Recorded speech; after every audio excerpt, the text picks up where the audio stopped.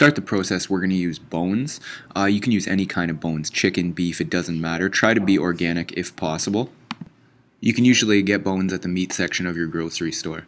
The next step is to add water. Try to use clean, fresh, high quality water. Once the water has been added, the next step is to add the bones to the water. Put any spices in that you want to use and turn it on low and put the lid on. Remember that you don't want to put the water too high because you are going to be adding bones to it and we are going to be adding other ingredients later. So fill it somewhat high but not too high.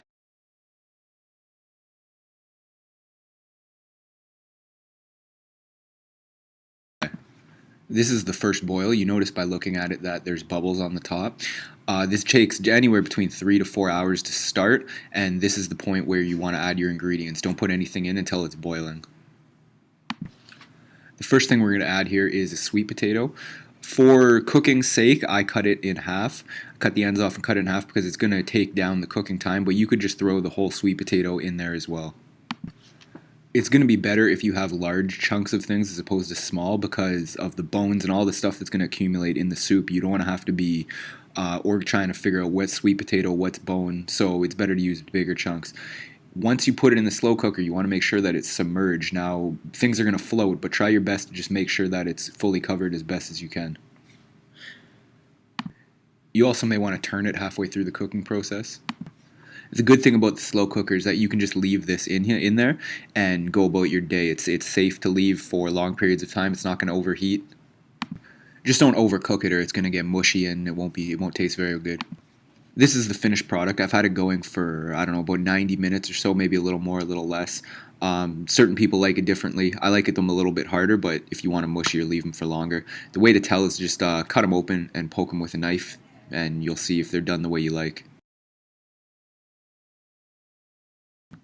Next thing we're going to cook here is organic chicken legs. I tend to go for the chicken legs due to financial reasons because to get organic meat, and if you get 2 breasts, it could cost you like $20. But if you look there, that's I think 9 legs, and it cost me $9.99. Same thing with the sweet potato. You just want to throw them in and make sure it's fully submerged. Now at this point, the water level may be low, so you might have to add a little bit more water to make sure that they're fully covered. This is the finished product. I've had them cooking for approximately 3 hours. Now, one way you know that they're cooked is they're going to float at the top and they're going to get a lot more plump. When you're cooking meat, you have a little more leeway. Like I cooked that for 3 hours. You can probably let it go for even 6 and the meat's just going to be nice and tender. When you're taking things out of the slow cooker here, you want to use, I think that's called the ladle. It's just like a soup spoon that has the holes in it so the soup can drain through and you can grab whatever ingredients you're trying to grab.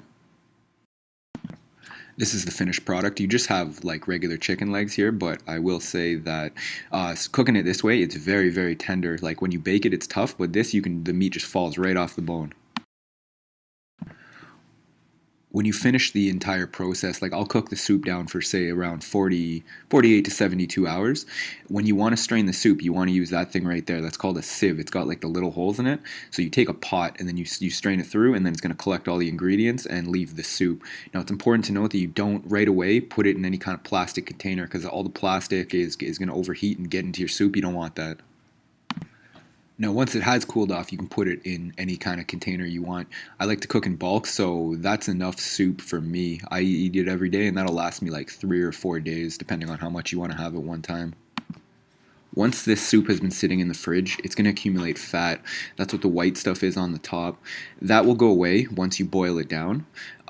You have your choice of how you want to heat it up. I would recommend doing it on the stovetop as opposed to the microwave unless you're in a big rush, but we don't want to eliminate all this healthy stuff we're doing by throwing it in the microwave.